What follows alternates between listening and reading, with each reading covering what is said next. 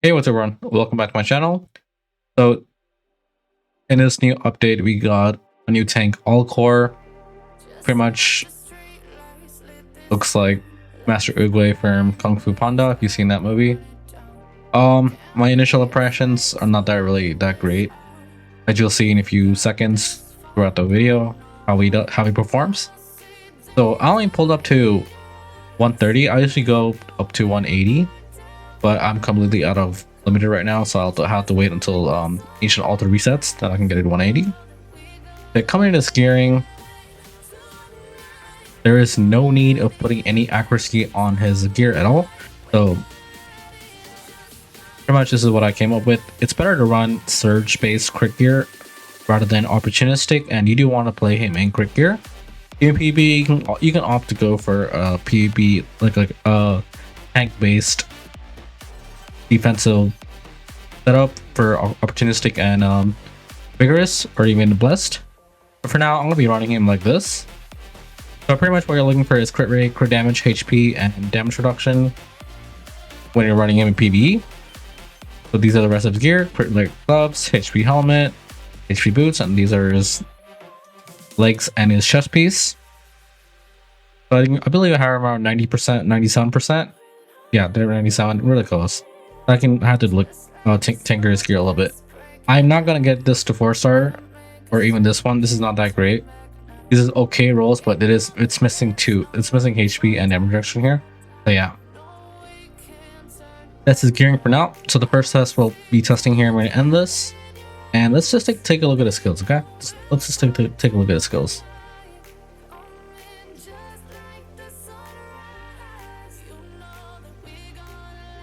So from what I can tell here, he attacks really slow. His attack speed is really slow.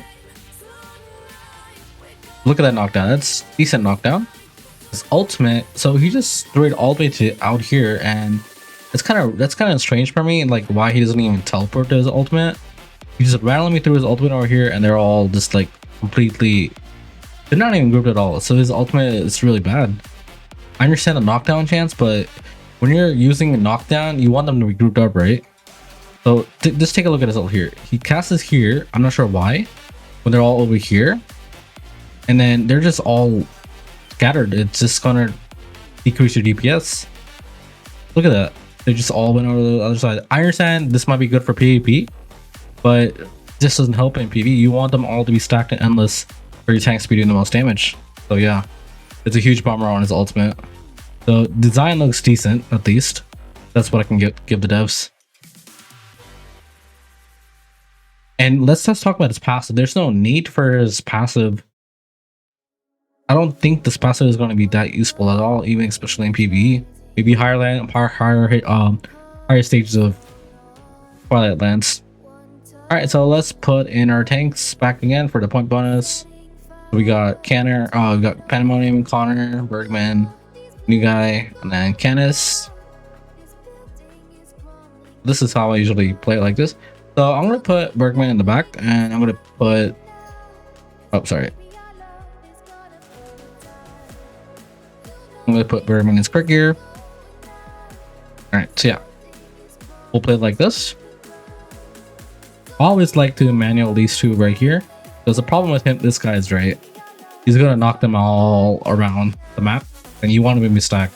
This is how I like to play it. I like to push these two over here with Bergman ult on manual. These two should automatically come here. But let me try this. I need Bergman to go this way. But let's see which way he goes this time. Yeah, I need him to go that way. That's good. And then when these two spawn, I'm going to throw these over here.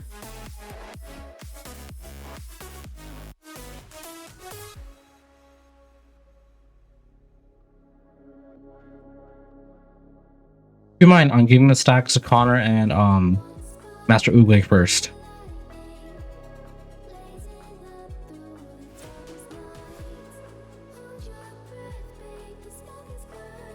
So they're all stacked over here. That's really good. Next, I'm going to give the stacks to Pandemonium. Conor and Alcor do have.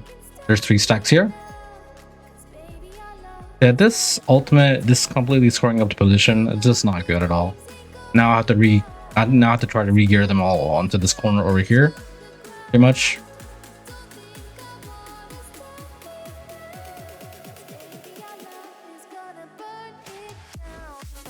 Yeah, it's just completely bad.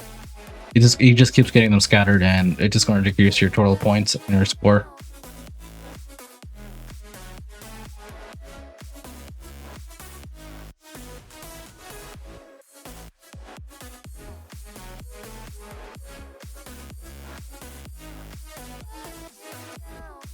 Alright, so these three are 3 stacks: Connor, Alcor, and Pandemonium and Canis. Bergman does not have any stacks at all. Let me put him back on auto. I could reach him. Okay, there you go.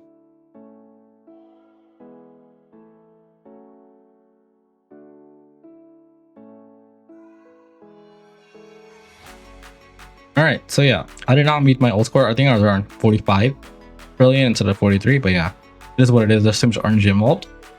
You can see, right, Connor, Alcor, Canis were the first 3 to get to 3 stacks, and then Bergman was the last one, and it's really not that impressive. He's falling behind A7 Pandey. If I put it on Bergman first, he's obviously going to out DPS Alcor. But yeah, this one is really not a great place to test. It's just too much RNG on here. Alright, another way we can go is exotic. Now I finally got to chapter 18. Let's see if I can clear it with Alcor, or if it's better to run Bergman. Thank you. Here we're going to be running Crick here. This time I want to give the stacks to Pandemonium because I know Pandemonium is way better than Alcor, just based off of Endless.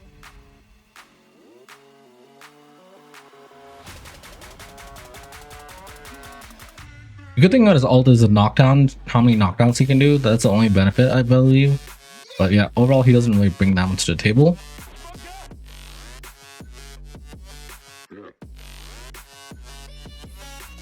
You can see, right, that just messes up the positioning completely. That's not good.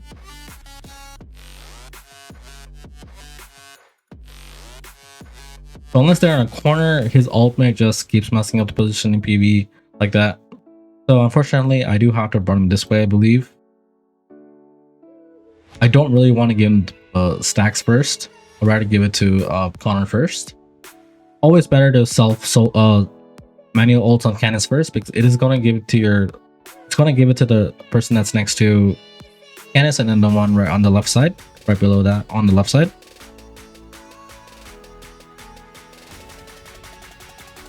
So yeah, absolutely horrible in PvE. It just doesn't. His ultimate just keeps getting them scattered. It's really hard to get him to stay at the same spot. This is gonna be my last try. Yeah, pretty much you need them to be in the corner, otherwise he's gonna keep knocking them away.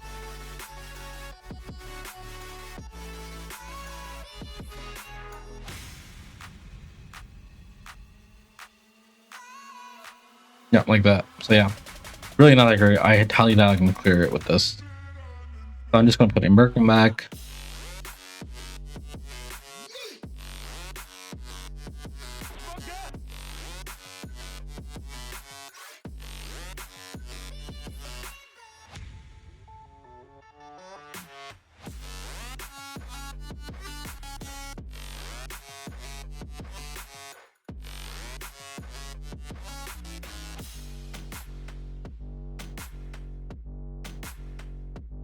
All right, these two have 3 stacks. Let's give it to Bergman now.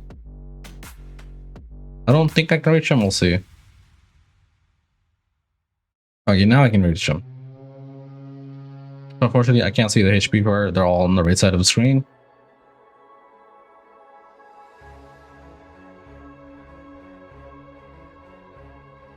So we're getting close, about 10 seconds behind on time. We'll see.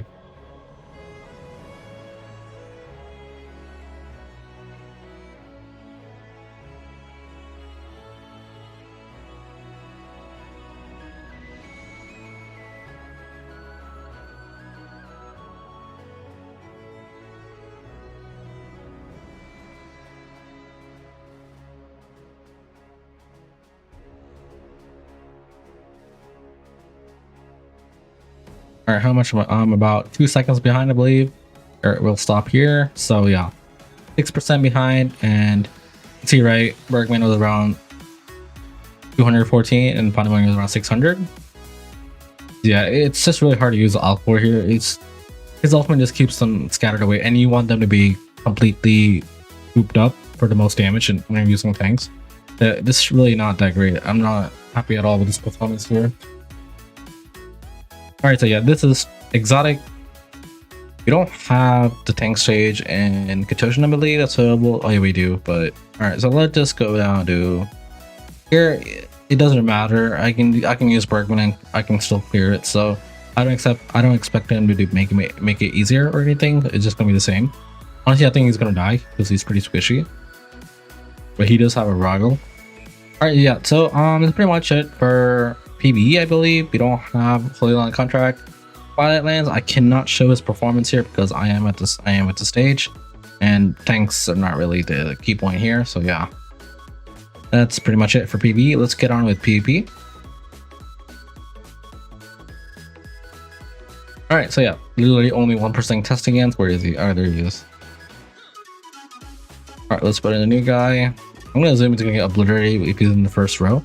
So maybe I'll do something like this. Let's get him more. Maybe giving him more HP might be fine. All right, so he is running 1 energy up and I believe 2 1 energy down and 4 gems. Okay. So the benefit of this is I get 5 out of 5 and gets 4 out of 5. Okay. So I'm gonna take off. I want to see if I can win without my breakthroughs.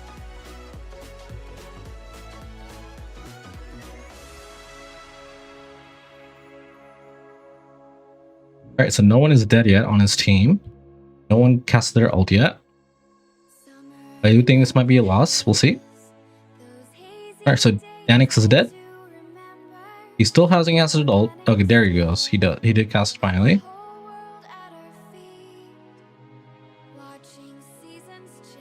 And he's dead. All right, so I couldn't really tell if he blocked any damage from the energy heroes, but yeah, somehow he managed to be on the top. So the question is, right, can we put him frontline against the energy team? So is this better? We'll see.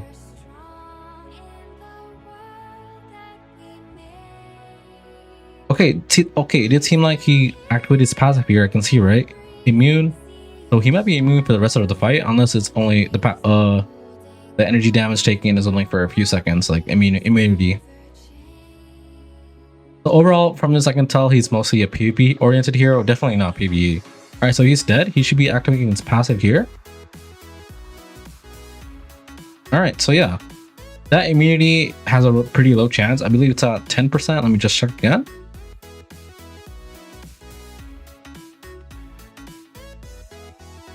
So I think it is, if you get +1 skills, block chance against ultimate is 5%. So what's space chance? Base chance is 15. If you get +1 commander, that's 18. So this would be 23 against ultimates. Oh yeah, so yeah, it's pretty low still, but somehow he managed to block, I think it was Sakai's out there, pretty much. So let's go again one more time.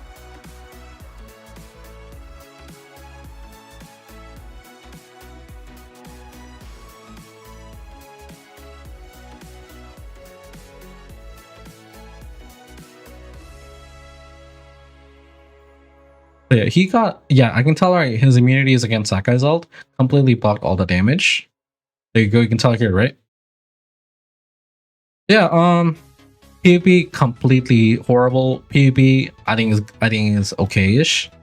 Unfortunately, I can't test against other comps like Sunners, other tanks, vanguards, hunters. But yeah, if this is beating the energy team, but I do have Ethan Connor, so yeah, I'm not even using any breakthrough, so yeah. I would like to see how he does on his own. I just want to see. He's probably going to die, but yeah. Immune, okay.